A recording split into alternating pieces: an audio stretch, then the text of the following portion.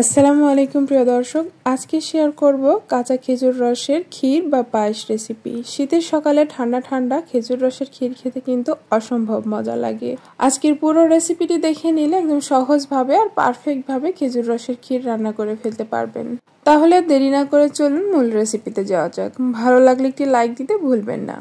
খেজুর রসের পায়েস রান্না করার জন্য প্রথমে আমি এখানে 1.5 লিটার খেজুরের রস নিয়ে নিচ্ছি।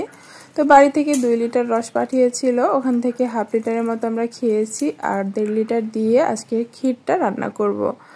চুলাটা অন করে দিয়েছি আর প্যানের রসগুলো দিয়ে দিলাম। এরপরে একটা তেজপাতা, 2টা সাদা এলাচ দিয়ে দিচ্ছি। তো এভাবে করে খেজুর রসটা জাল করে ভালো মতো বলক উঠিয়ে নিতে হবে। কিছুক্ষণ জাল করলে দেখবেন যে এরকমভাবে ফেনা ফেনা উঠছে। আর এগুলো রসের ভিতরে এক্সট্রা ময়লা থাকলে বা একটু চুন দেওয়া থাকে রসের হাঁড়িতে, তো সেগুলোই কিন্তু এরকম ফেনা আকারে উঠে আসে। আর যতটা সম্ভব এগুলো ফেলে দিবে, তাহলে রসটা পরিষ্কার হয়ে যাবে। তো এভাবে জাল করতে থাকবো রসগুলোকে। আর এদিকে চালটা রেডি করে নিচ্ছি। তো আমি এখানে 1.25 কাপ পরিমাণ পোলাও চাল নিচ্ছি। আপনি চাইলে পোলাও চাল অথবা যে কোনো আলো চাল বা আতপ চালও নিতে পারেন, কোনো সমস্যা হবে না। আমার কাছে পোলাও চাল ছিল, আমি ওটা দিয়ে রান্না করব। তো ভালোভাবে ধুয়ে কষলে পরিষ্কার করে নিতে হবে কয়েকবার পানি বদলিয়ে। এদিকে রসটা জাল করতে করতে আরো কিছুটা ফেনা ফেনা উঠেছে, তো সেগুলো একটু উঠিয়ে ফেলার চেষ্টা করছিলাম। খেজুর গাছে যে হাঁড়িগুলো পাতা হয় রসের জন্য, তো সেই হাঁড়িগুলোতে হালকা চুন মাখানো থাকে, তাহলে হয়তো রস ভালো থাকে, এর জন্য কিনা আমার জানা মতে এটাই কারণ। তো সেইগুলোই হালকা রসের সাথে মিশে যায় আর জাল করার ফলে ওইগুলো ফেনা আকারে উঠে আসে। ধুয়ে রাখা চালগুলোকে দিয়ে দিলাম, দিয়ে একটু পরপর নেড়ে দিতে হবে যাতে নিচে লেগে না যায়। আর খেজুরের রসগুলো জাল করে বেশি ঘন বা লাল করে ফেলবেন না, তাহলে কিন্তু চাল আর সিদ্ধ হবে না বা সফট হবে না। এরকম 2-একটা বলক চলে আসলে আপনাকে চাল দিয়ে দিতে হবে, তাহলেই চালগুলো ভালো মতো সিদ্ধ হবে। আর ওদিকে হাফ লিটার দুধ অন্য চুলায় আমি জাল করতে দিলাম। হাফ লিটার দুধ জাল করে আমি ঘন করে নিব। আর এই রসের ভিতরে আমি সামান্য পরিমাণ লবণ দিয়ে দিলাম। যে কোনো মিষ্টি খাবারে 1 চিমটি বা একটু বেশি লবণ দিলে এটার টেস্টটা বেড়ে যায়। তবে যদি কেউ পছন্দ না করেন তাহলে বাদ দিতে পারেন। তো দেখুন এভাবে জাল করতে করতে চালগুলো কিন্তু সফট হয়ে এসেছে। আর অবশ্যই কিন্তু আপনারা 2-একটা বলক ওঠার পরেই চালগুলো দিয়ে দিবেন, তা না হলে কিন্তু সিদ্ধ হবে না। এমনিতেই কিন্তু হালকা মিষ্টি থাকে রসগুলো, আর জাল করার ফলে বেশি মিষ্টি হয়ে গেলে আর চালটা সিদ্ধ হয় না। তো যখন রসের ভিতরে চালগুলো সিদ্ধ হয়ে সফট হয়ে আসবে, তো তখন আমি এখানে কিছুটা খেজুরের গুড় দিয়ে দিব। আর এটা এবছরের নতুন খেজুরের গুড়, তো আমি অল্প কিছুটা গুড় দিব, এতে করে কালারটাও সুন্দর হবে আর ক্ষীর বা পায়েসটাও একটু মিষ্টি হবে। যেহেতু কাঁচা রসের মধ্যে রান্না করা হচ্ছে, চাইলে কিন্তু গুড় ছাড়াও আপনারা রান্না করতে পারবেন, হালকা মিষ্টি হবে। আর যদি একটু মিষ্টি করতে চান তাহলে সামান্য গুড় দিবেন, কালারটাও সুন্দর লাগে। গুড়টা দেওয়ার পরে হালকা হাতে এটাকে নেড়ে চেড়ে রান্না করব মিডিয়াম আঁচে। দেখুন কতটা সুন্দর একটা কালার আসছে।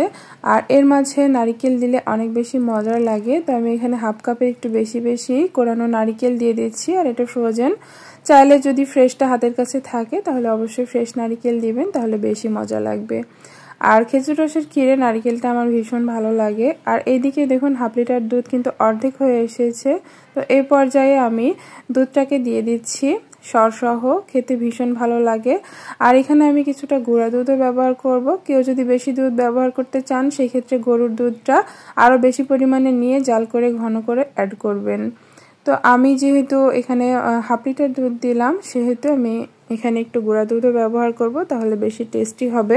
অনেকেই কিন্তু দুধ ছাড়াও এই ক্ষীরটা রান্না করে থাকে। খেজুরের রসের ভিতরে চাল ফুটিয়ে বেশি করে নারকেল দিয়ে কিন্তু রান্না করলে সেটাও মন্দ লাগে না। তো আমি এখানে 1/4 কাপের মতো গুঁড়া দুধ ব্যবহার করেছি। দুধটা ভালোভাবে নেড়েচেড়ে মিশিয়ে নেব যাতে দলা পেকে না যায়।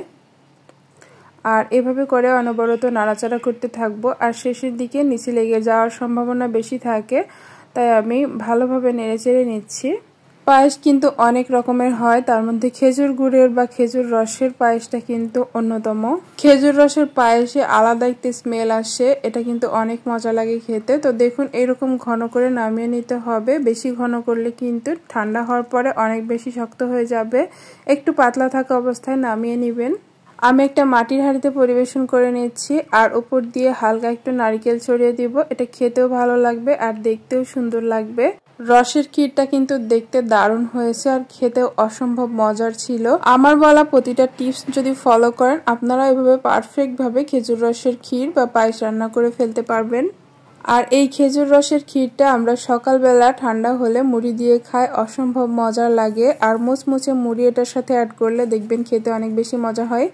যারা খেয়েছেন তারা তো এটার মজা বুঝবেন, আর যারা খাননি অবশ্যই একবার বলবো ট্রাই করে দেখবেন। আজকের খেজুর রসের ক্ষীর রেসিপি কেমন হয়েছে অবশ্যই কমেন্ট করে জানাবেন। আর খেজুরের রস হাতে পেলে অবশ্যই এভাবে একবার ট্রাই করবেন। খেজুরের রস কাঁচা না খেয়ে পায়েস রান্না করে খাওয়াই ভালো। আজকের রেসিপিটি ভালো লেগে থাকলে প্লিজ একটি লাইক দিয়ে দিবেন। আমার চ্যানেলটি সাবস্ক্রাইব করে পাশে থাকার অনুরোধ রইল। আজকের মতো বিদায় নিচ্ছি। আসসালামু আলাইকুম।